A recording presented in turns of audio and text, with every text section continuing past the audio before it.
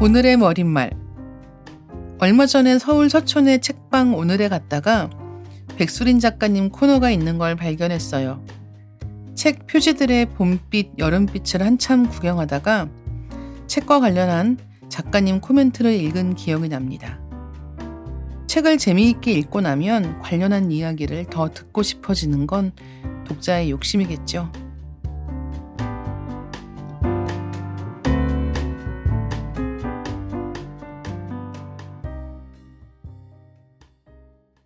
안녕하세요. 리딩 케미스트리에 오신 여러분 환영합니다. 저는 진행을 맡은 이다혜입니다. 책방 오늘의 작가의 서가에서 만난 백수린 작가님 책들은 소설, 산문의 번역서까지 여러 가지가 있더라고요. 한 권씩 읽을 때는 몰랐는데 한데 모아두고 보니까 작가님 책 표지에 녹색과 파란색이 참 많이 쓰였다는 생각이 들었습니다. 때로는 맑은, 때로는 그리운 감정을 경험하게 되는 작가님의 소설들과 어울리는 색이 아닌가 합니다. 오늘은 백수린 작가님 모시고 눈부신 안부, 봄밤의 모든 것, 여름의 빌라를 중심으로 소설 이야기 나눠보겠습니다. 백수린 작가님 안녕하세요. 안녕하세요. 작가님 소개를 먼저 드리고 이야기 시작해볼까 하는데요. 세계 속 개인의 존재를 주의 깊게 관찰해 섬세하게 이야기에 담는 백수린 작가님은 2011년 경향신문 신춘문예를 통해 작품 활동을 시작하셨는데요. 소설집 폴링인폴, 참담한 빛, 여름의 빌라, 봄밤의 모든 것, 또 짧은 소설 오늘 밤은 사라지지 말아요, 장편 소설 눈부신 안부, 산문집 아주 오랜만에 행복하다는 느낌을 비롯한 작품들을 발표하셨습니다. 마르그리트 듀라스와 아니 에르노 같은 프랑스 작가들의 소설을 한국어로 옮기는 작업도 해오셨고요. 한국일보 문학상, 현대문학상, 몬지문학상, 이해조 소설문학상 등을 수상하셨습니다. 저는 2020년 서울국제작가축제 때 백수린 작가님을 처음 배웠는데요. 그때 강성은 시인님, 김투희 작가님과 함께 대면과 비대면이 섞인 세션을 진행했던 기억이 납니다. 코로나 기간이었는데 지금 생각하면 정말 아득한 기억이에요. 작가님은 그때로부터 지금까지 어떻게 지내고 계신 건가요? 그러게요. 진짜 정말 너무너무 그때는 아득한 먼 옛날같이 네. 느껴지는데 생각해 보면 불과 5 년도 맞아요, 안 맞아요. 됐어요. 네. 그래서 근데 뭐 잘 지내고 있고요. 또 그 5년 사이에 또 제가 작업해서 발표한 책들도 좀 나왔고, 그래서 그냥 정신없이 열심히 일을 하면서 지내고 있었습니다. 네. 요즘에 어떤 작업 해 주시는지도 말씀해 주시면 좋을 것 같습니다.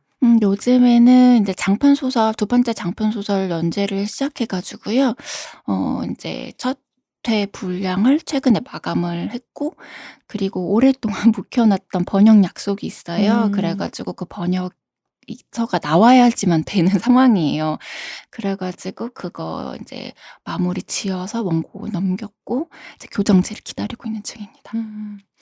사실 장편 연재를 시작한다는 게 되게 장기간의 프로젝트가 될 수밖에 없어서 네. 좀 준비도 오래 하셨을 것 같거든요. 게다가 연재를 통해서 발표한다는 거는 중간에 멈출 수가 없다는 뜻이기도 해서. 네. 예. 그래서 혹시 새로 장편 준비하시면서 '아 이런 이야기를 써 봐야 되겠다.'라고 생각하신 어떤 키워드 같은 게 있다면 어떤 것들일까요? 일단은 전 연재 중단할 수 있다고 스스로에게 계속 네. 말을 해 주고 있고요. 근데 얼른 하면 안 되긴 하죠. 그리고 키워드는 일단은 하다 보면 얘가 바뀔 수는 있지만, 그래도 음. 가장 바뀌지 않을 것 같은 건 저 고려인이 등장하는 이야기를 음. 생각하고 있어요. 그래서 음. 고려인과 한국인이 인제 만나서 같이 벌어지는 이야기예요. 그러면 취재 같은 것도 좀 많이 하셨나요? 네. 아무래도 이제 제가 고려인 직접적으로 알고 지낸 사람이 없기 때문에 인제 처음엔 책을 많이 봤는데 인제 책으로만은 알 수 없는 것들이 있어서 취재를 쪼금 했습니다, 고려인을 음. 만나서. 음. 번역 작업하실 때는 어떻게 하시는지 좀 궁금한데요.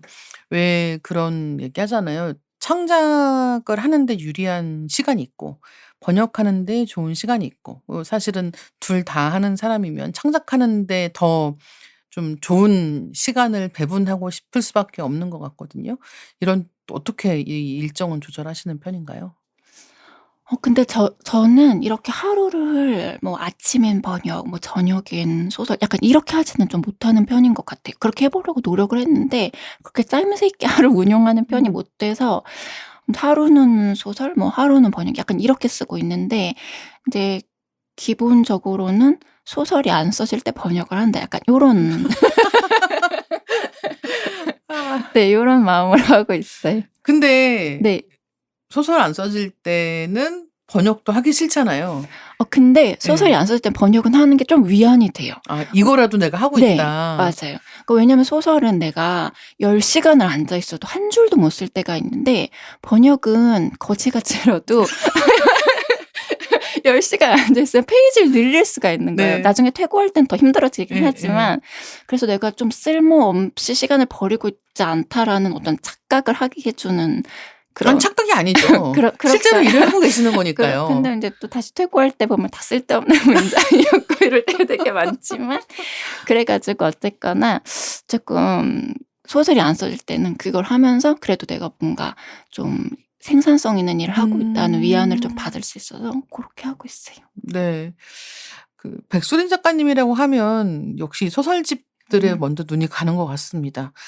근데 저는 글쓰기 수업할 때 작가님 산문집인 아주 오랜만에 행복하다는 느낌에 나오는 글을 자주 언급할 정도로 작가님 산문도 굉장히 좋아하거든요. 감사합니다. 그 책을 보면 작가님이 사시는 동네에 대한 애착이 굉장히 크다는 사실을 알게 되는데요.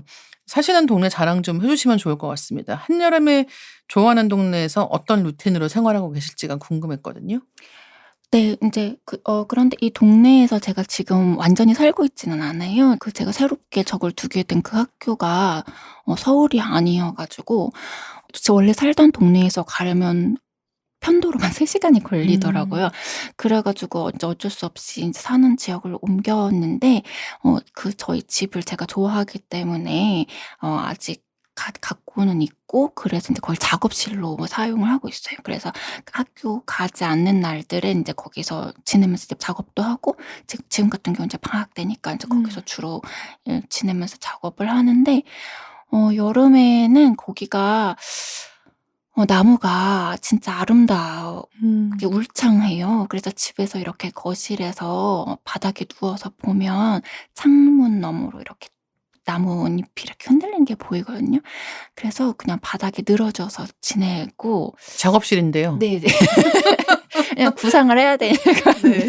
그래서 바닥에 늘어져서 지내거나 책상도 거실에 갖다 놔 가지고 거기서 인제 나무 보면서 그렇게 지내고 있고 아니면은 이제 좀 해가 지면 어 주변 돌아다니면서 좀 안타깝게도 이제 코로나를 지내면서 동네에 가게들이 많이 문을 음. 닫고 또 새로 생기고 막 이렇게 됐어요. 그래서 새로 생긴 가게들을 좀 찾아다니면서 구경도 하고 동네 카페에서 커피도 한 잔 마시고 일은 언제 해요? 그 틈틈이 이제 해야죠. 작업실인데 지금 틈틈이 작업하는 해야죠. 얘기 빼고 다 하고 계시잖아요.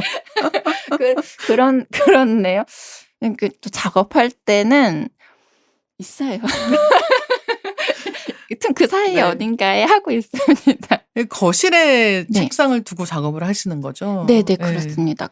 제가 아까 말한 그 창문 보는 고걸 제가 너무 음. 좋아해 가지고 그 책상에서 앉아 있다가 막히면 이렇게 창문을 보면 조그만 유리창 문 위에 있는 유리창으로 그 나무가 보이는데 그걸 제가 좋아해요. 그래 음. 가지고 이제 거실에 갖다 놓고 거실이 또 시원하거든요. 겨울엔 춥지만 그래서 거기서 인제 주로 작업을 하고 있어요. 음.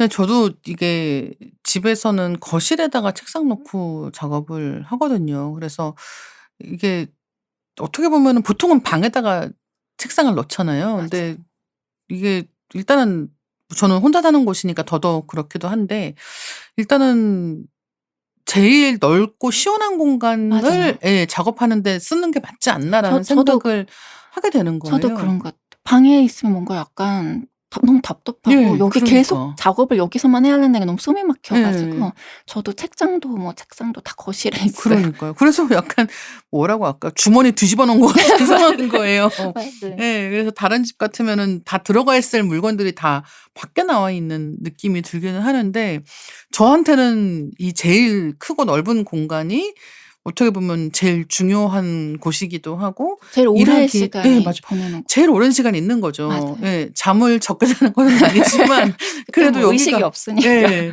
여기서는 너무 그게 중요하다는 생각이 들어서 사실은 그렇게 내가 원하는 방식으로 작업실을 꾸미는 것도 굉장히 중요한 과정 맞아요. 아닌가라는 맞아요. 생각을 좀 하게 되는 것 같아요.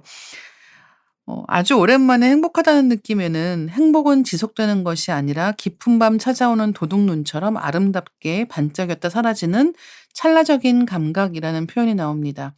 혹시 작가님이 최근에 경험하신 그 찰나적인 행복의 순간은 어떤 게 있었나요? 제일 최근에 느꼈던 가장 큰 행복은 아무래도 장편 소설을 일화를 아. 완성하지 못할 것 같다는 어떤 두려움을 계속 가지고 있었는데 '쓸 수 있겠다.' 그런 느낌을 음. 받았을 때 그땐 것 같아요.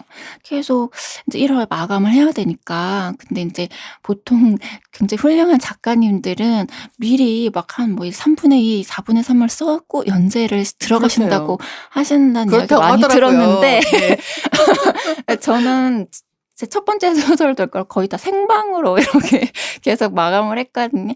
그래서 일화가 없는 상태에서 인제 마감 날짜가 다가오니까 이야기가 어떻게 될지 모르겠고 마감할 수 있을지 모르겠어 계속 불안한 상태였었는데 계속 안 써지고 막 뒤집었고 하다가 갑자기 어느 날 '얘기가 풀린다.'는 느낌을 딱 아. 받았는데 네. 그때 너무 음. 행복하더라고요. 그 뭐 비할 수 없이 다른 일과는 비할 수 없이 큰 행복이죠. 근데 이게 말씀하신 것처럼 그렇게 상당 부분을 미리 완성하고 그때그때 풀면서 새 작업을 이어가는 이런 방식도 있고 또 그때그때 마감 닥쳤을 때 또 쳐 나가는 방식이 있는 것 같거든요. 근데 사실은 뭐 미리 쓰고 해도 안 쓰고 해도 결국 책 나올 땐 다시 손을 다 봐야 그쵸. 되기는 한데 이제 나중에 그 또 퇴고를 하시면서 단행본으로 묶는 과정에서 어 이 그때 가서 이야기를 고치고 싶다는 생각을 하기도 하시나요? 그쵸. 그 음. 장편 같은 경우는 그런 것 같아요. 단편집을 묶을 때는 그렇게 많이 그러자 이번에 봄밤의 모든 것은 쪼끔 고쳤지만 그전까지는 단편집들은 그냥 기존에 썼던 것들은 이제 묶고 약간만 정리하는 그런 식이었는데 이제 눈부신 암버 같은 경우에 나왔을 때 사실은 막 다 뒤집어 엎고 싶었어요. 그래 음. 가지고 바로 연재 마치고 나서 책으로 바로 내지 못하고 제가 좀 갖고 있었는데 그래서 편집은 속을 많이 썩였죠. 근데 결국엔 많이 고치지 못했고 쪼끔만 고쳐서 이제 내게 되었는데 장편은 좀 그런 뭔가 처음부터 음. 다시 쓰고 싶은 마음이 생기더라고요. 이것도 그럴 것 같아요. 음. 왜냐면 뭔가 구상은 오래 했지만 어쨌건 이야기 플롯을 짜는 데 있어서 뭔가 연재를 중간중간 제가 그렇게 초고를 연재를 하는 식으로 쓰게 되기 때문에 미리 준비를 많이 못하고 그렇기 때문에 뭔가 이걸 되게 처음부터 갈아엎고 싶다는 음. 욕망이 자꾸 드는 것 같아요. 근데 이게 되게 신기한 게 또 그렇게 어떻게 보면 임기응변 같은 식으로 이제 막 그 순간에 쪼이면서 작업했던 것들이 또 뜻밖의 시간을 더 많이 들여도 만들 수 없는 음. 무언가가 되기도 하잖아요. 맞아요. 예. 그게 참 신기할 정도로 그 작품 속에서는 힘을 갖는다라는 느낌을 받게 되기도 하거든요. 그러니까 바라는 걸로 말하자면 이왕이면 좀 일찍 시작하고 느긋하게 준비하고 꼼꼼하게 따져서 이렇게 좀 조각을 정교하게 만들고 싶은데 결과적으로는 그렇게 만드는 것도 그 나름의 미덕이 있겠지만 뭔가 막 급한 마음에 대충대충 한 것 같은데도 불구하고 그게 또 되게 중요한 것들은 뼈대를 잘 세워서 결국은 갖춰야 할 아름다움을 잘 갖추고 있는 이런 경우도 있어 가지고 사실은 이 마감하는 일을 하는 사람들한테는 영원한 숙제인 것 같아요. 맞아요. 어디까지 미리 준비를 하고 어디까지는 또 내가 그때그때 막 이렇게 불안한 마음으로 열심히 또 해 봐야 되는 것인가 적당히가 없는 것 같거든요. 그런 것 같아요. 그래도 제 몸과 마음이 편하려면 미리 해야 될 것 같다는 생각은 하긴 하는데 '언제까지 이렇게 계속 이렇게 불안한 마음으로 살 것인가.' 이런 생각은 들지만 그게 잘 안 돼요. 시간이 많으면 자꾸 딴짓하게 돼요. 매우 네. 그렇습니다. 예. 그래서 왜 그런지 모르겠어요. 저만 그런 건 아니라서 다행이라는 생각이 들기는 하네요. 그쵸. 항상 창문에 흔들리는 네. 나무를 나뭇잎을 보게 맞아요. 된다. 맞아요.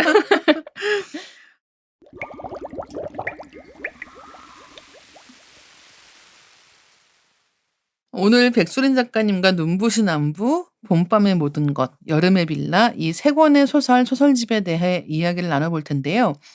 책을 읽으신 분들께도 이제 읽으실 분들께도 어떻게 하면 재미있게 이야기를 전달할 수 있을까 고심하게 되더라고요. 이 세 권의 책은 작가님께서 골라주셨는데요. 이 세 권의 책을 중심으로 이야기했으면 하신 이유가 무엇일까요? 음. 아무래도 이 세 권이 인제 제일 근작들이기 때문에 그런 것 같아요. 물론 다 저의 예전 작품들도 제가 다 애정하지만 어쨌거나 제가 좀 긴 시간을 거쳐서 저라는 지금 현재의 사람으로 약간 변해 왔잖아요. 그거에 제일 가까운 작품들이기 음. 때문에 어 '지금 이 시점에 얘기하기가 제일 좋지 않을까?'라는 음. 생각을 한 것 같습니다. 음. 그리고 이제 작품 활동 시작하신 지가 그러니까 데뷔하시고는 한 15년 그쵸. 정도의 시간이 이제 흘러가고 있는데요. 그럼 이렇게 시간이 흐르면서 그 처음하고 그러니까 데뷔했던 직후하고 지금하고 가장 달라진 부분이 또 어떤 걸까요? 작업하시는 스타일이라든가 관심 있는 주제라든가. 스타일은 좀 많이 달라진 것 같은데 작업하는 스타일은 음. 예전에는 진짜 더 지금보다도 크게 계획을 하지 않고 썼어요. 더요. 네.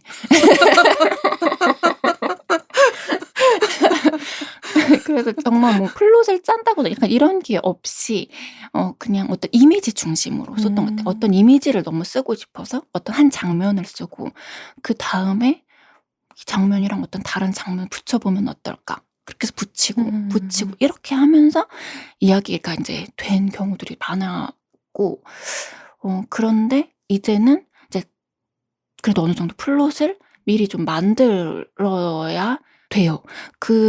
물론 쓰다 보면 바뀌는 경우들이 많지만 그래도 어느 정도는 이야기가 이렇게 음. 흘러가서 이런 식으로 결말을 맺을 거라고 그래도 쪼끔은 생각을 해야지 쓸 수 있게 되는 것 같아요. 아무래도 시간을 더 절약하려고 하는 거겠죠? 그쵸.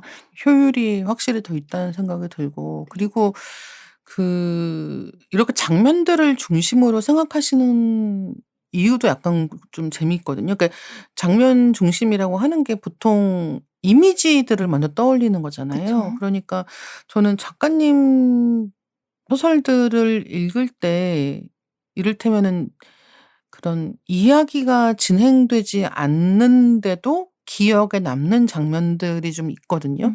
음. 그런 대목들이 되게 좋다고 생각을 하고 그게 이야기를 전개시키지 않음에도 불구하고 어떤 감정을 전달하는 데는 되게 효과적이기 때문이라고 생각하는 쪽인데 그런 장면들을 중심으로 이야기를 발달시키는 방식이 작가님께 특별하게 효율적인 이유 같은 게 있을까요? 효율은 잘 모르겠지만 그게 제가 저로 하여금 글을 쓰게 만드는 요인인 것 같아요, 어떤 장면이. 음. 그래서 어떤 작가님 같은 경우는 뭐 어떤 인물 유형을 그쵸. 관심이 있다거나 아니면 어떤 네. 굴곡을 만들고 싶어서 이야기를 쓰실 텐데 저는 항상 어떤 장면이 인상적이거나 이런 음. 장면이 아름답겠다 혹은 되게 강렬하겠다 이런 식의 것들에서 이걸 일단 만들어 보고 싶어. 약간 음. 그런 그리고 이 장면을 떠올렸을 때 제가 느꼈던 어떤 감정을 표현하고 싶어요. 약간 이런 게 되게 우선되거든요.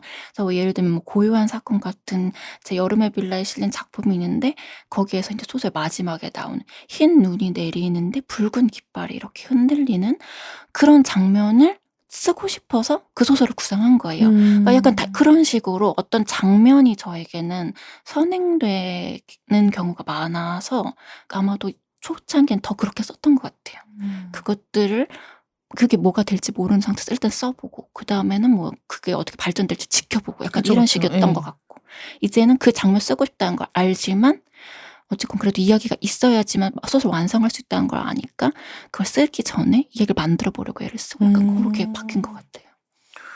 근데 지금 말씀하시는 걸 들으니까 그런 장면들의 선명한 이미지라고 하는 게 작가가 글을 쓰고 싶게 만드는 음. 되게 중요한 동인이 되기도 하겠다라는 생각이 들기도 합니다. 먼저 단편집인 봄밤의 모든 것 그리고 여름의 빌라 이야기를 해 볼까 합니다. 공교롭게도 두 권 모두 봄과 여름이라는 계절어가 제목으로 뽑혔는데요. 봄밤의 모든 것은 책에 실린 작품 제목이 아니기도 해서, 그러니까 책에는 봄밤의 우리라는 작품은 있는데 이 네. 봄밤의 모든 것이라는 작품은 없는 거죠. 봄과 여름이라는 계절을 작가님께서 특별히 아끼시는 걸까 호기심이 일기도 했습니다. 그런가 하면 여름의 빌라에는 폭설이라는 소설도 실려 있어서 계절이라고 하는 게 작가님이 이야기를 구상하시는데 특별하게 다가오는 무언가일까라는 궁금증이 생겼거든요. 네. 일단 봄과 여름을 제가 특별히 아끼지는 않아요. 근데 인제 이 책 제목이 이렇게 나오고 또 제 제목 중에 여름이 들어가는 작품도 두 편이나 있고 막 이러다 음. 보니까는 독자님들이 "최애 계절이 여름인가요?" 이런 질문 아주 많이 네. 주시는데 여름 너무 싫어요. 덥고 막 습하고 막 그쵸. 너무 싫어하는데 네 봄도 막 그렇게 좋아하지 않아요. 저는 오히려 가을이랑 겨울을 진짜 좋아하는데 계절이라는 게 이야기를 구상할 때 특별히 다가오는가를 생각해 보면 그러니까 계절 자체가 뭐 특별히 그래서라기보다는 어쨌거나 제가 좀 소설을 쓸 때 어떤 감각을 굉장히 네. 중시하는데 시각적 감각, 촉각적 뭐 청각, 후각 다 그런 걸 매우 중요시 생각하는데 그런 것들이 가장 선명하게 느껴지는 게 1 차적으로 선명하게 다가오는 그 계절감인 것 같아요. 어떤 온도 뭐 빛깔 바람 이런 것들이 모두 굉장히 선명하게 달라지잖아요. 그러니까 그런 것들을 제가 좀 일상 속에서도 제가 예민하게 느끼는 편인 것 같고 뭐 햇볕이 인제 가을색이 좀 나기 시작한다거나 바람의 냄새에서 겨울 냄새가 난다 이런 걸 제가 좀 빨리 캐치하는 편인 것 같고 이제 그러다 보니까 인제 소설에서도 그런 게 자꾸 들어가는 것 같아요. 음. 작가님 세계에서는 정말 모든 연령대의 여자들을 만날 수 있다는 게 그쵸. 굉장한 즐거움이기도 하거든요. 중년, 노년의 여성들에 대해서는 특히 또 이야기를 해볼 만한 게 많이 있을 것 같은데요. 여름의 빌라에 실린 정말, 정말, 정말 멋진 흑설탕 캔디, 그리고 봄밤의 모든 것에 실린 아주 환한 날들이 딱 그런 이야기들입니다. 나이 들어가는 여자, 나이 든 여자가 작가님께 매혹적인 대상이 되는 이유가 정말 궁금했거든요. 음. 일단은 제가 할머니들을 좀 좋아해요. 제가 개인적으로도 할머니한테 크기도 했고 음. 그래서 그런지 모르겠지만 할머니들이 편해요. 그러니까 어떤 분들은 "할머니들이랑 같이 있으면 무슨 얘기해야 될지 모르겠다." 이런 분들이 있는데 전 또래랑 있는 것보다 할머니들이랑 있을 때 더 얘기도 잘하게 되고 그들한테 말도 잘 붙이게 되고 막 그래요. 그래서 일단 할머니들을 기본적으로 좀 좋아하고 음. 그런 게 1 차적으로 있고 근데 그 외에도 약간 음 그런 사람들의 이 가지고 있는 희로애락이 흥미진진한 게 많아요. 그러니까 우리는 좀 단순하게 생각하잖아요. 노년이 되면 맞아, 맞아. 예. 그냥 '그냥 할머니지 뭐.' 약간 이렇게 생각하잖아요. 근데 보면 그 할머니들 사이에서 이게 막 연애도 얼마나 불타는지 모르고 이게 마지막 사랑이라고 음. 생각하니까 질투와 시기와 욕망이 맞아요. 진짜 말도 못하죠. 말도 못해 예.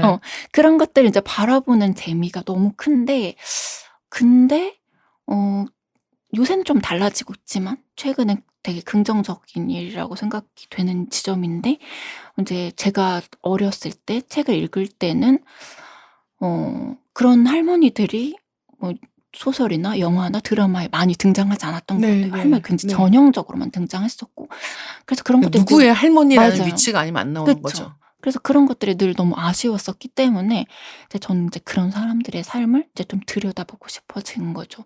그리고 인제 그게 소설이 가지고 있는 좀 매력인 것 같아요. 인제 산문에서는 저는 주로 제가 지나온 시간에 대한 이야기를 많이 할 수밖에 없지만 소설에선 제가 아직 겪어보지 못한 삶을 살 수 있기 때문에 그런 소설이라는 장르가 가지고 있는 매력을 활용해서 음. 들여다볼 때 재미가 더 있는 것 같아요.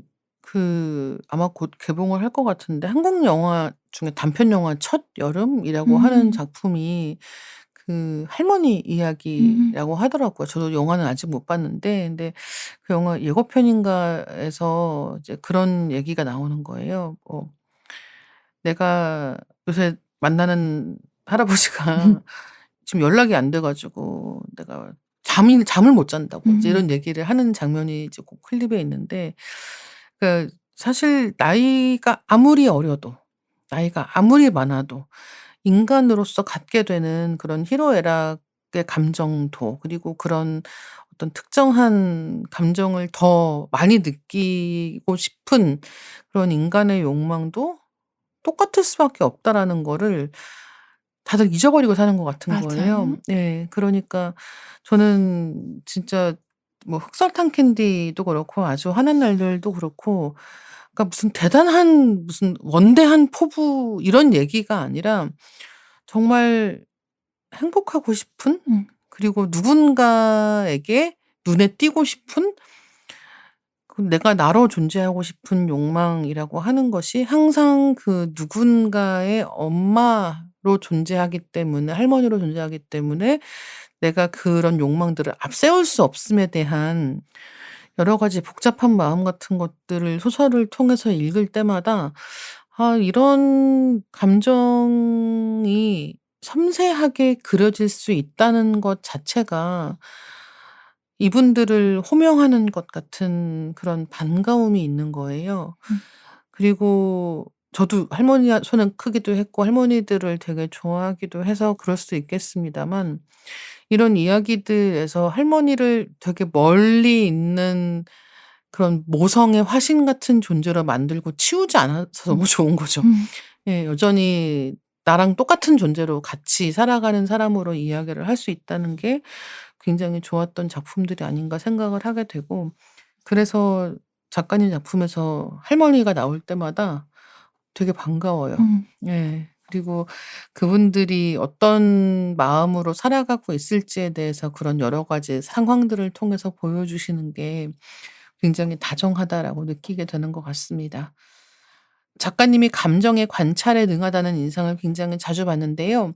여성하게 지나간 날들 속에서 아무 일도 일어나지 않았다고도 말할 수 있는 나날 속에서 상처가 되거나 추억이 되거나 깊은 인장을 남긴 순간들을 마치 누군가의 일기를 읽거나 심리를 들여다보듯이 경험하게 되는 것 같기 때문입니다. 내가 아닌 누군가의 감정을 가까이서 관찰하듯이 글을 쓰는 작업은 어떻게 이루어지는지가 궁금했어요. 음. 글쎄요. 일단은 제가, 그러니까 저는 소설을 쓰면서 인제 뭐 여러 가지 이유로 다 각자 소설을 쓰겠지만, 저한테는 소설을 쓰는 굉장히 중요한 이유 중에 하나가 마음을 들여다보고 싶어서이거든요. 소설이라는 장르가 인간의 어떤 마음이 가지고 있는 음. 역동을 가장 잘 보여줄 수 있는 장르라고 저는 믿고 있기 때문에 쓰는 것인데, 이제 그런 맥락에서 이런 심리 묘사, 마음의 관찰, 이런 것들이 인제 소설에 자주 들어가게 되는 것 같은데요. 이걸 어떻게 하는가를 생각해 보면, 근데 제가 무슨 특별한 어떤 비법이 있는 것 같지는 않아요. 그러니까 제가 기본적으로 일상 속에서도 마음을 좀 관찰하는 걸 좋아하고 잘하는 사람인 것 같다는 생각을 소설 쓰면서 하게 되었어요. 음. 왜냐면 저는 이게 모두가 다 그렇게 생각하면서 사는 줄 알았는데, 어 아니라는 걸 독자님들을 만나면서 알게 되었고, 아니면 소설을 쓰려고 취재를 할 때 인제 제가 모르는 상황을 겪은 사람들을 만나잖아요. 그럼 "그때 어떤 마음이었어요?" 이렇게 제가 물어볼 때가 네네네네. 많은데, 대부분 어떤 마음이었는지를 설명을 못 해요. 음. 아주 많은 사람들이 "아 뭐 그때 기뻤죠. 뭐 슬펐죠. 아 뭐 그때 바빴죠. 피곤했죠." 이런 식으로 말을 하지, "아니요. 근데 그때 어떤 마음이었어요?"라고 물어보면 그 마음을 기억해내지 못하는 사람이 너무 많은 거예요. 대부분이 다 그렇다는 거를 알고 제가 충격을 받았던 기억이 있거든요. 그러니까 저는 그렇게 기억하는 사람이 아니기 때문에 전 정말 그 마음이 어땠는지를 정말 기억을 하고 있거든요. 그래서 어 그 다른 사람들이 기억하지 못하는 어떤 그런 것들을 이제 제가 기억하는 것들을 이제 적용해서 '이랬을 것이다.'라고 좀 들여다보는 편인 거죠. 그리고 다른 사람도 사실은 그냥 "나는 힘들었어."라고 말했는데, 그 사람이 힘들었어를 번역한다고 저는 생각하는 거예요. 네네네. 그래서 그것들을 인제 저의 언어로 이제 풀어나가기 시작한 거죠. 음. 근데 이제 그럴 때도 있잖아요. 뭐 내가 어떤 감정을 경험했는데 그게 너무 벅차기 때문에 사실은 '들여다보기가 그쵸. 힘들다.'라고 느끼는 경우들도 굉장히 많이 있고, 근데 그럼에도 불구하고 그 감정을 제대로 들여다보고 싶어지는 게 또 작가로서의 책무이기도 한 것 같습니다. 그쵸. 근데 그래서 그런 감정을 들여다본다고 하는 건 사실은 굉장히 고통을 후벼 파는 것 같은 작업이 될 때도 되게 많잖아요. 그쵸. 그리고 소설을 쓰시기 때문에 남의 감정이라고 해도, 내가 만들어낸 사람의 감정이라고 해도 이런저런 아픔 속에 있는 무언가를 살살살살 이렇게 헤집어내는 과정에서 작가님도 그런 감정적인 충격을 똑같이 받으실 것 같거든요. 그쵸. 예.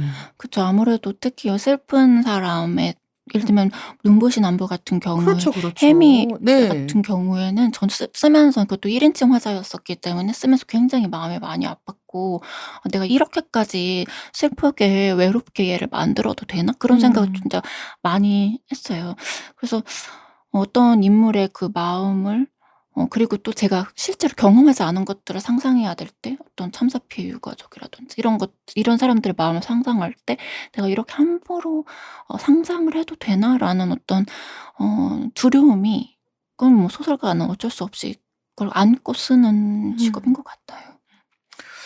그래서 '참 어려운 직업이다.'라는 생각을 하게 되는 것 같습니다. 그리고 그런 아픔을 똑같이 느끼기 때문에 더 조심스러워지는 것도 있고, 그래서 진짜 지금 말씀해 주신 해미 같은 경우, 눈부신 안부의 해미 같은 경우는 '백수린 작가님한테 가서 다행이다.' 같은 느낌이 좀 있는 거예요. 그런 안도감을 느끼게 되기도 하는 것 같습니다. 봄밤의 모든 것에는 이런 대목이 나옵니다. 잠깐 읽어 드릴게요. 그녀는 아주 천천히 그 밤 보았던 달의 아름다움을 아는 건 그녀와 사랑하는 개뿐이라는 사실을 가까스로 떠올렸다. 둘이서 함께한 그 순간은 오직 둘만의 것이며, 그 무엇도 그들이 공유했던 서로의 온기와 감촉, 그 봄밤의 밀도와 향기만큼은 빼앗아 갈 수 없으리란 사실을. 그것이 그녀에게 아주 조그만 위안이 되었다. 백수린 작가님께는 오랜 시간 함께한 반려견 봉봉이가 있었는데요. 이런 장면을 읽으면 백수린 작가님이 어느 날 경험에서 길어올린 순간일 것 같다라는 생각을 하게 됩니다. 개와 산책을 하며 쌓아간 긴 시간은 개가 무지개 다리를 건넌 뒤에도 남으니까요. 봉봉이라는 이름은 보통 프랑스어로 사탕을 뜻하기 때문에 굉장히 귀여운 녀석이었을 것 같다는 생각도 하게 됩니다. 이 장면은 실제로 작가님하고 봉봉이의 경험이 토대가 된 것일까요? 네.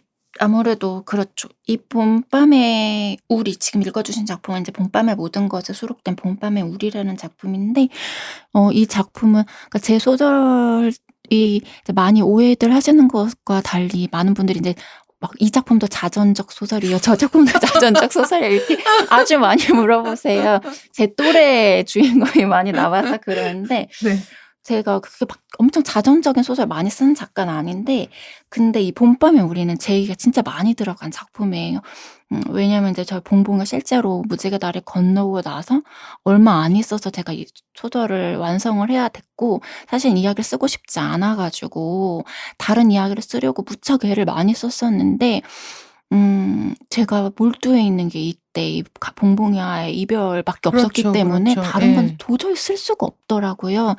그래서 인제 쓰게 된 작품이라 제 이야기가 아주 많이 녹아 있을 수밖에 없어요. 물론 설정은 많이 바뀌어 있지만 뭐 강아지와 만나게 된 계기라든지 이런 것들은 전부 다 픽션이고 음. 그렇지만은 그리고 뭐 저희 강아지가 인제 하늘나라로 가게 된 게 봄도 아니었고 가을이었고 뭐 그렇지만은 그러나 어떤 강아지와 마지막 산책을 했었을 때 뭐 그때 제가 강아지 엉덩이 만졌던 어떤 감촉 이런 것들에 대한 음. 묘사 같은 것들은 인제 제 것이죠.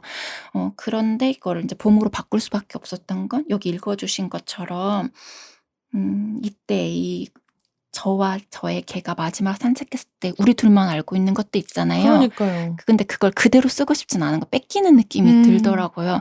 그래서 이제 어느 정도 가공을 봄으로 가공을 해서 쪼끔씩 다르게 만들었지만 그러나 제 것이 굉장히 많이 녹아져 있죠. 그래서 이 작품은 발표하고 나서 계속 못 봤고 그리고 인제 교정지가 오고 나서 소설지 묶을 때 다시 봐야 됐는데 좀 보고 싶지가 않아서 이건 거의 교정을 보지 못한 음. 작품이에요. 그쵸.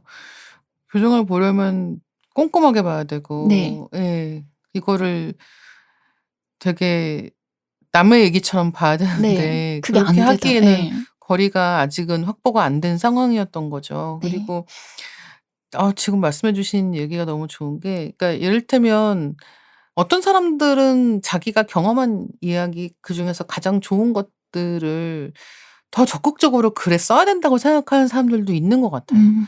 근데 또 한편으로는 어떤 사람들은 너무 좋았던 이런 것들은 진짜 내 거기 음음. 때문에 이거는 내 거고 이대로는 그 누구도 알게 하고 싶지 맞아요. 않다는 느낌을 받게 되거든요. 맞아요.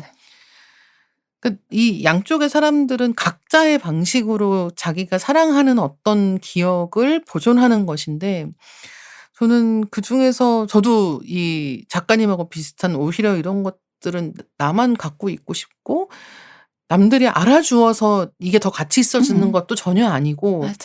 예 그런 생각을 훨씬 더 많이 하는 쪽이기 때문에 사실은 이런 사실 읽은 부분에도 "둘이서 함께한 그 순간은 오직 둘만의 것이며"라고 하는 표현이 있습니다만, 정말 이런 말처럼 우리만 아는 것, 달만 본 것, 음. 딱 고 순간에 그 과거에 두고 온 것이라고 하는 감각 같은 게 너무 잘 녹아 있는 문장이어 가지고 이 대목을 보면은 같이 걔가 있었다는 게 얼마나 소중한 일인가 같은 것들도 떠올리게 되는 것 같습니다. 그래서 봉봉이 잘 지내고 있을 거라고 네. 생각을 하면서, 네. 저도 믿고 있어요. 네, 이 눈부신 한 분은 작가님이 데뷔하고 12년 만에 발표하신 첫 번째 장편 소설입니다. 단편에서 장편으로 넘어가는 과정이 작가님께도 도전이었을 것 같거든요. 이야기를 구상하는 단계에서 가장 중요했던 게 어떤 것이었나요? 제일 중요했던 건 완성을 해야 된다는 생각이었어요. 완성을 해야 한다. 네네. 궁서체. 네네. 왜냐면 이게 첫 장편이니까 이게 어떻게 완성이 될지 모르겠다는 그쵸. 두려움이 너무 예. '이거 완성을 내가 과연 할 수 있을까?' 그게 제일 컸고, 그래서 완성해야 하는 애가 일단 제일 저의 사명이었고, 그다음으로는 인제 그다음은 아니지만 또 그것만큼 이제 또 중요했던 것은 내용적으로는 인제 이게 파독 간호사들 이야기잖아요. 독일로 건너간 파독 간호 노동자들에 대한 이야기인데, 이 인물들을 좀 전형적이지 않게 보여주는 것이 저에겐 음. 굉장히 중요했어요. 그래서 그렇다고 해서 막 이들이 막 너무 뭐 아무 고생도 안 했고 막 뭐 너무 행복하기만 했고 뭐 이렇게 보이지는 또 않아야 됐겠지만은, 그렇지만 우리가 생각하고 있는 것만이 전부가 아니고 굉장히 다양한 욕구와 욕망을 가지고 있었고 다양한 형태의 삶을 살았던 여성들이다라는 것을 보여주는 게 저에게는 굉장히 중요한 부분이었습니다. 음. 아니 그래서 한 명만 나올 수는 없었던 것 같아요. 맞아요. 예. 이 파독 간호사로 일을 했던 이분들이 한 명만 나왔을 때는 대표성을 띠게 되기 음. 때문에 그런 식으로 뭔가 단정 짓는 것 같이 얘기를 하고 싶지 않으셔서 네. 여러 명이 같이 등장을 할 수밖에 없었던 것 같다라는 생각이 들었고, 또한 그런 면에서는 독자들이 어느 정도는 이 해미의 시선을 나누어 갖는 느낌으로, 그들과 어울리는 느낌으로 소설을 읽어가게 된다는 것도 음. 굉장히 매력적인 작품이 아닌가라고 생각을 했습니다. 이 주인공 해미는 1994 년에 도시가스 폭발 사고로 언니를 잃었습니다. 해미는 독일에서 한 시기를 보내게 되는데 그곳에서 친이모인 행자 이모, 또 마리아 이모, 선자 이모 등 파독 간호사들과 가깝게 지냅니다.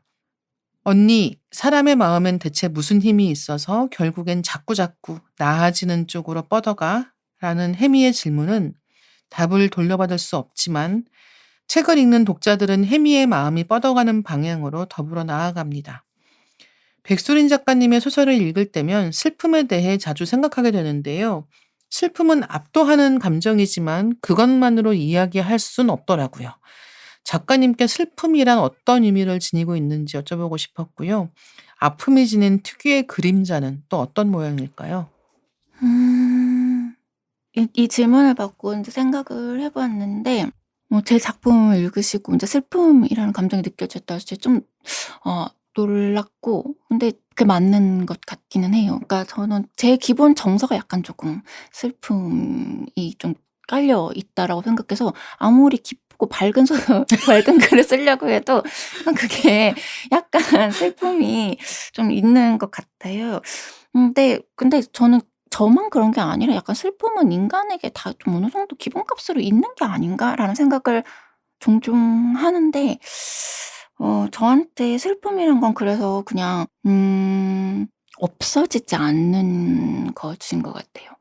그러니까 예를 들면 그런 거 있잖아요. 그 아까 그 선자 이모 얘기도 해서 그렇지만 그 눈부신 안부에 보면 꽃잎을 주워 담는 장면이 음. 있거든요.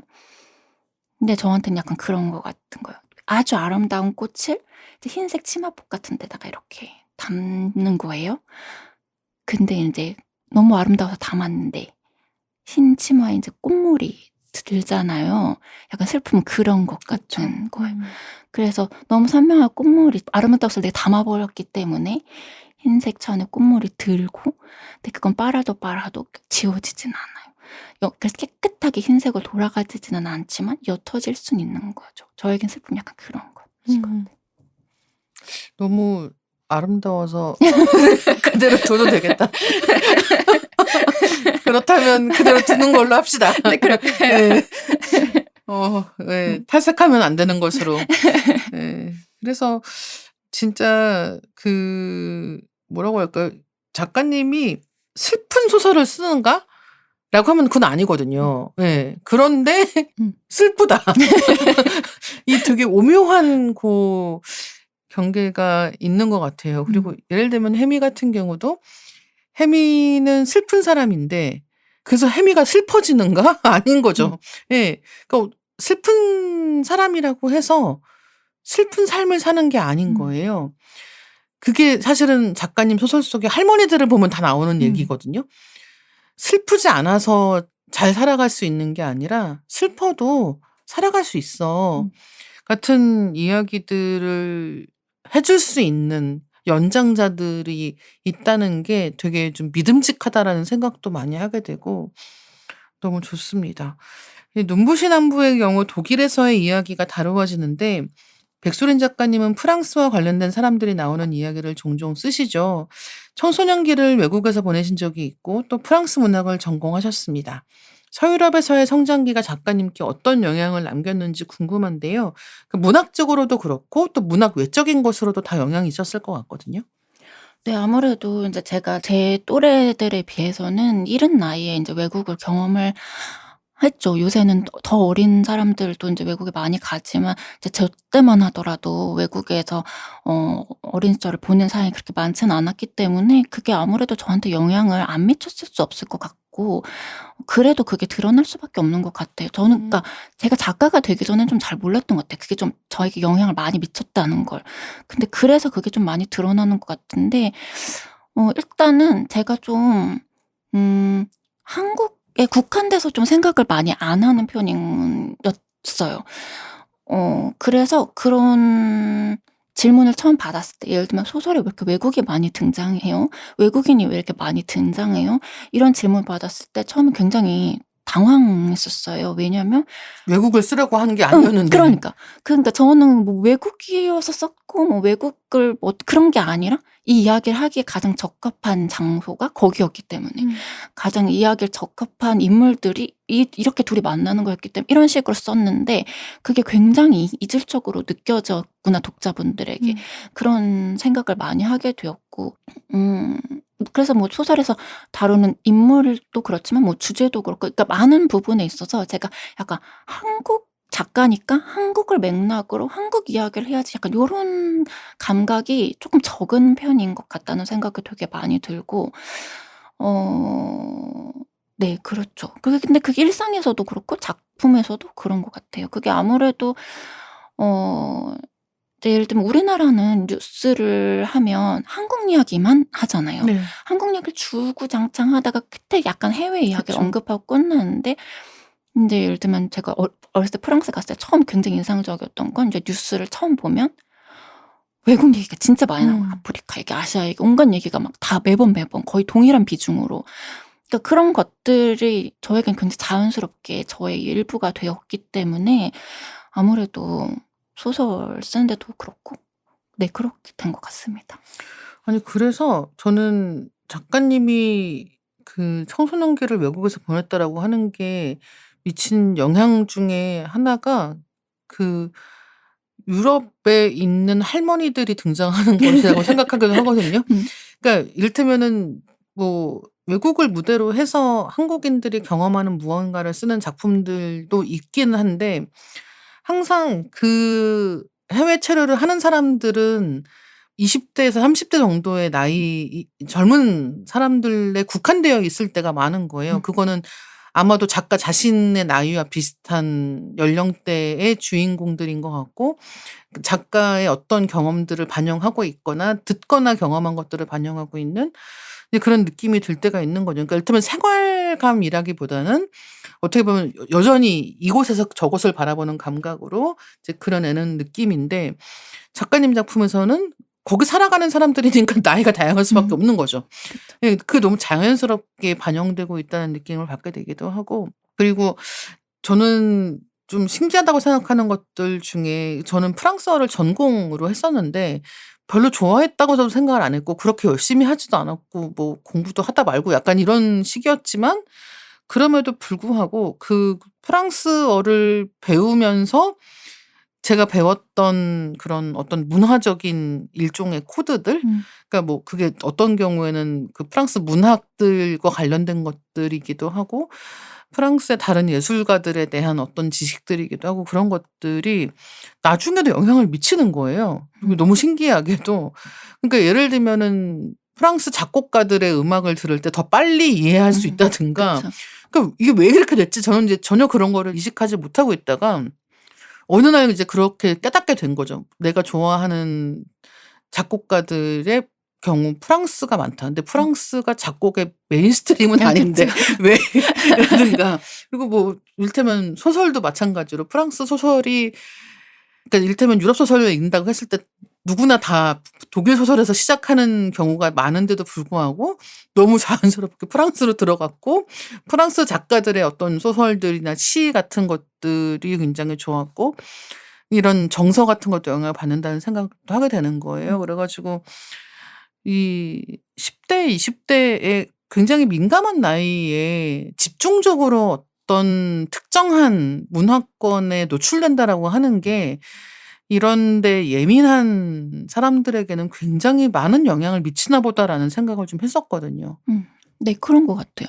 그래서 저도 어 잘 의식적으로 막 그걸 찾아서 막 그렇게 했는지 모르겠지만 근데 저도 뭐 프랑스 문학을 좋아하고 제가 좋아하는 작가들은 다 프랑스를 좋아하더라고요. 막 음. 딱 그런 식으로 뭔가 그러니까. 이렇게 다 결과적으로는 연결고리가 그렇게 돼 네. 있는 거죠. 네 맞아요. 어떤 그 정서에 익숙해져서 그런 걸 수도 있을 것 같고 그게 저랑 잘 맞아서 그런 거였을 수도 있을 것 같고 모르겠지만 뭔가 다 이렇게 연결돼 있는 것 음. 같아요. 사춘기 때 이방인으로 지내는 경험을 또 하셨잖아요. 그래서 다름을 경험한다는 게 그 나 자신을 다른 눈으로 보게 만들었을 거라고 생각하게 되는데요. 나와 우리의 테두리를 넓히는 작업이 작가님의 소설에도 반영되어 있다고 느끼게 됩니다. 이 작업은 여러 연령대의 여성들이 서로의 세계를 넘나드는 자유로운 방식으로 구현되기도 하고 또 인간과 인간 사이보다 유대감을 단단하게 맺는 인간과 동물의 관계를 드러내는 방식으로 묘사되기도 합니다. 그래서 작가님께 해피엔딩이란 어떤 뜻일까라는 것도 여쭤보고 싶었거든요. 그러니까 여기서 해피엔딩이라는 거는 뭐 갑자기 결혼하고 막 갑자기 음. 애를 낳고 막 이런 게 아니라 마음이 놓이는 음. 엔딩이라고 하는 게 작가님께는 어떤 걸까요? 소설에서요. 네. 음. 근데 그 본밤의 모든 것은 쪼끔 덜했지만 제가 독자님들 만나면 "소설 끝이 왜 이래요?" 이런 질문 너무 많이 받아 가지고 "끝난 거예요? 안 끝난 거예요?" 막 그래 가지고 참 조심스러운데 저한테는 약간 마음에 놓인 엔딩? 마음에 놓인 엔딩이라는 게 있나?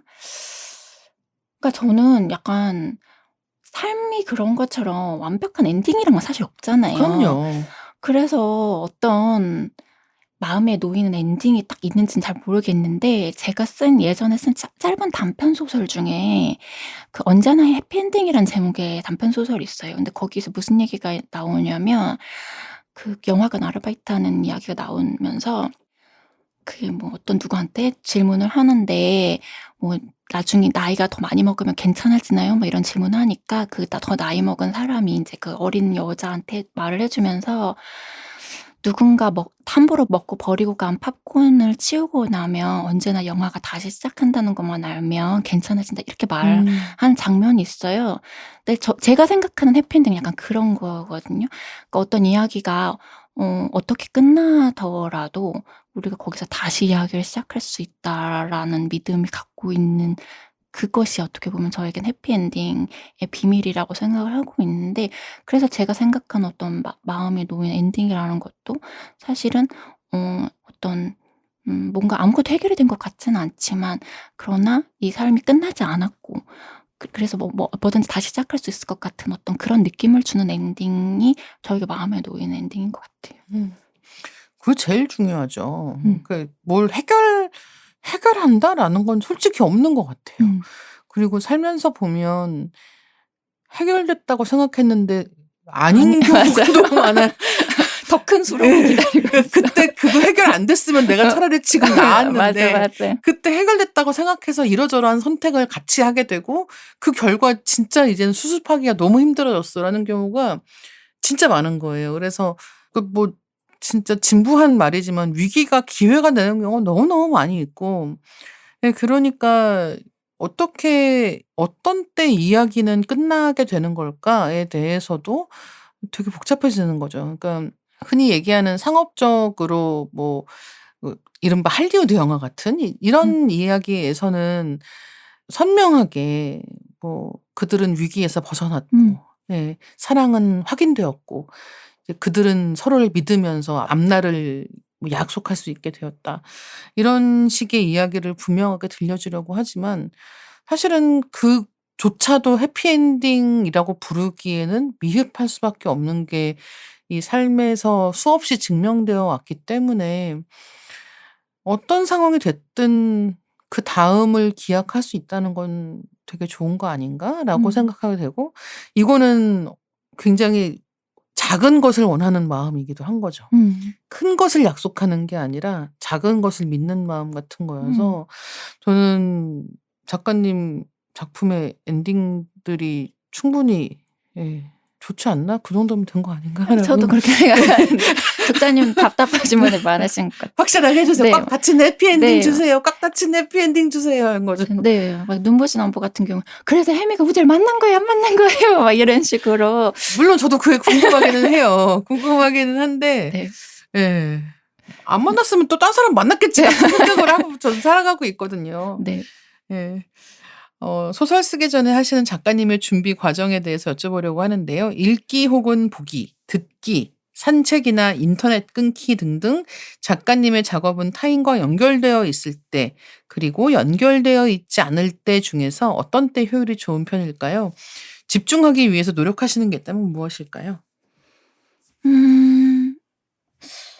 저는 약간 백색 소음이 좀 필요한 편인 것 같고요. 그래 가지고 일단 카페에서 하면 좀 능률이 좋은 편인데 허리가 안 좋으니까 카페에서는 오래 요새는 못 있어서, 근데 작업실이나 집에서 할 때는 뭔가를 좀 틀어 음. 놓고 해요. 그래서 아예 단절이 되어야 쓰는 편은 아닌 것 같지만 이제 마감이 급하면 핸드폰은 꺼 놓고 비행기 모드로 해 놔야지만 집중을 할 수 있고, 그리고 제가 그 작업하기 전에 꼭 한다라고 할 수 있는 거는 차를 끓이는 걸 음. 좀 루틴처럼 하고 있어요. 그래서 뭔가 저에게 그 차를 끓이는 어떤 그런 과정 속에서 '인제부터 너는 인제 글을 쓸 것이다.'라는 어떤 그런 약간의 모드 전환을 하게 하는 어떤 저의 나름의 리추얼이에요. 그래서 좋아하는 차를 고르고 차를 이제 내리고 그렇게 해서 인제 책상에 가져다 놓고 같이 먹을 것도 가져다 놓고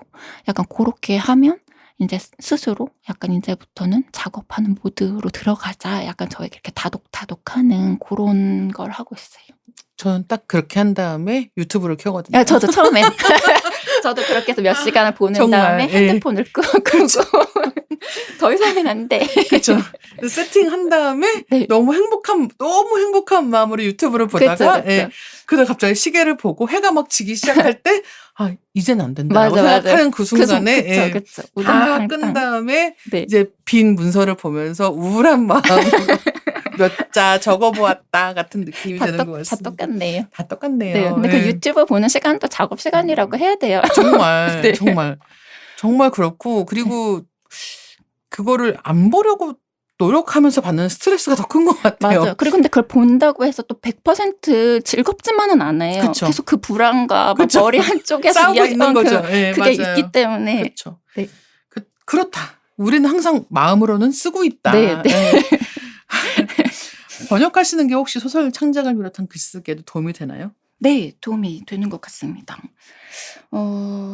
아까 뭐 살짝 말씀드렸지만 어쨌거나 소설이 안 써질 때 이제 번역을 하면서 얻는 힐링도 크고요.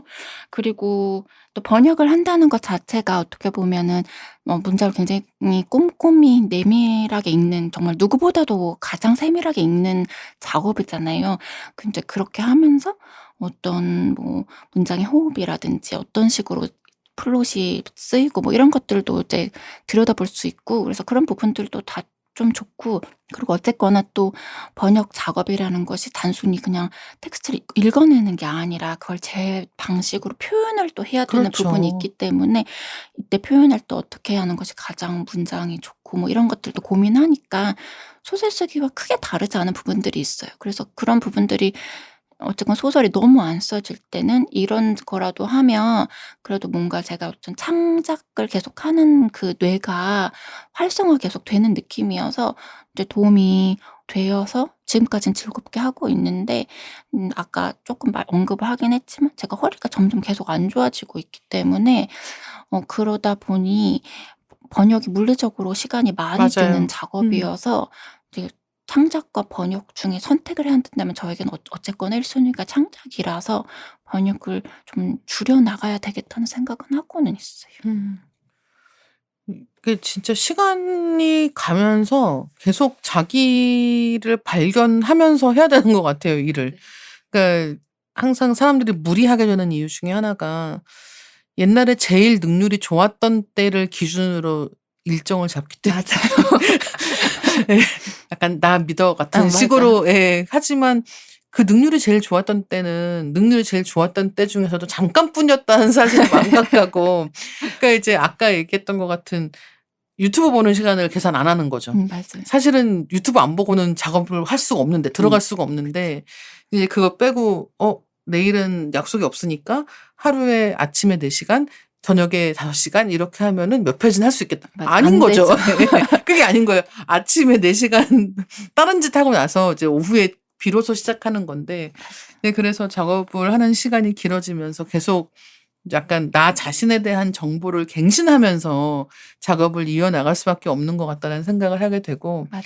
그리고 작가님이 이제는 또 작업실과 생활하시는 공간이 약간 분리되면서 강의도 하셔야 되기 때문에 여러 가지 적응해야 되는 그런 삶의 그 시간들이 더 필요할 수도 있겠다라는 생각이 들기도 해요. 네 맞아요. 그래서 인제 변화에 맞춰서 제가 글 쓰는 것들도 다시 새롭게 루틴도 만들고 해야 되겠죠. 그리고 인제 저의 어떤 나이듦도 받아들이고 체력적 한계도 받아들이고 그래야 된다는 생각을 요새 많이 하고 있어요.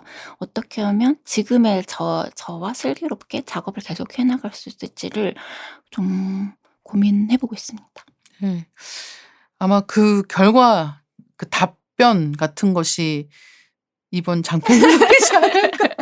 완성을 해야 할 텐데 예. 걱정이네요. 그래서 장편 소설하고 땡땡 완성을 해야 할 텐데 예 오늘의 어떤 큰 화두가 아닌가 합니다. 장편을 시작할 때 제일 걱정되는 것은 완성. 완성을 해야 할 텐데. 오늘 백수린 작가님과 다양한 이야기 나눠 봤는데요. 벌써 마무리할 시간이 되었습니다. 오늘 어떠셨나요?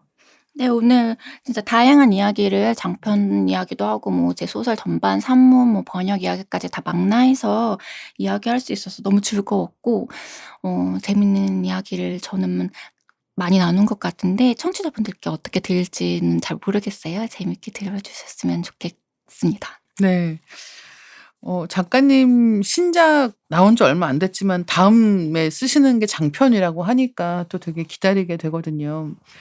어떤 이야기일지도 너무 궁금하고, 그리고 항상 그 작가님이 데리고 오시는 주인공들을 좋아하게 되는 것 같아요. 예. 그래서 이번에는 어떤 사람을 소개해 주실까 같은 궁금증을 안고 작품 기다리고 있겠습니다. 네. 연재는 한번 시작하면 멈출 수 없는 것이라고 생각하시고 예, 끝까지 무사히 완주하시고 네. 퇴고하시고 책으로 내주셨으면 좋겠습니다. 네. 끝까지 들어주신 독자님들 너무 감사합니다. 각자 듣고 계신 플랫폼에서 댓글 또는 리뷰로 리딩 케미스트리에 대한 의견 많이 남겨주시면 저희가 확인하고 소개해드릴 수 있도록 하겠습니다. 리딩 케미스트리는 매주 월요일 업데이트됩니다. 다음 월요일에 만나요. 감사합니다. 감사합니다.